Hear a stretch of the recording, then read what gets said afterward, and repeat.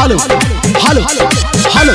जी हाँ दोस्तों, दिल थाम कर बैठे क्योंकि आपके बीच आ रही है एक कॉमेडी सॉन्ग लेकर मिस स्वीटी और उनका साथ देने आ रहे हैं माइकल और सपना।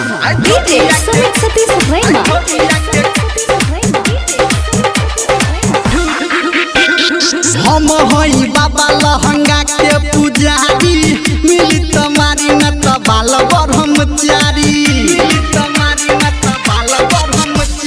हम हई बाबा लहंगा के पुजारी, मिली तुम्हारी न तो बाल ब्रह्मचारी। आ मेरा मंत्र है तारा रा आई छोड़िया के घर में लाके ढूक, वो छौरिया के घर में लाके ढूक।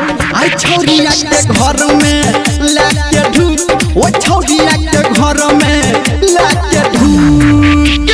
DJ Sumit Satish Mumbai power star Dharmendra Nirmaliya.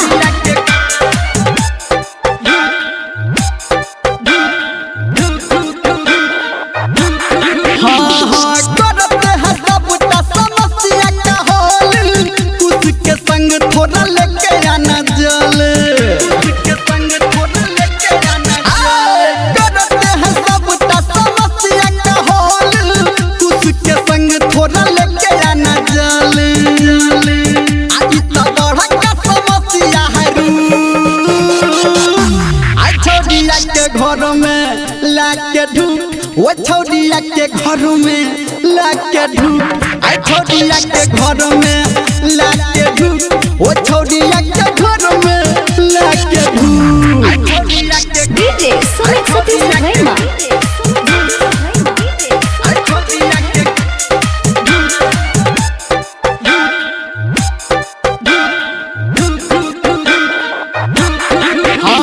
सच सच कहते हैं पूरा नहीं मानो, छोड़ा निर्मलिया से कुछ होता जानो। छोड़ा निर्मलिया से कुछ होता जानो। सच हम कहते हैं पूरा नहीं मानो, छोड़ा धर्मेंद्र से कुछ होता जानो।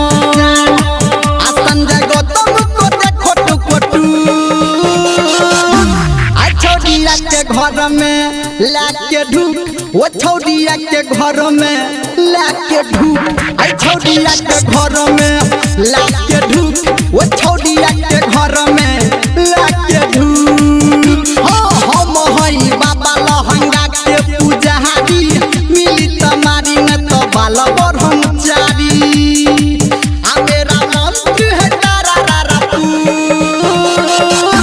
आई छोड़िया के घर में लाके ढूक, वो छोड़िया के घर में लाके ढूक। वो छोड़िया के घर में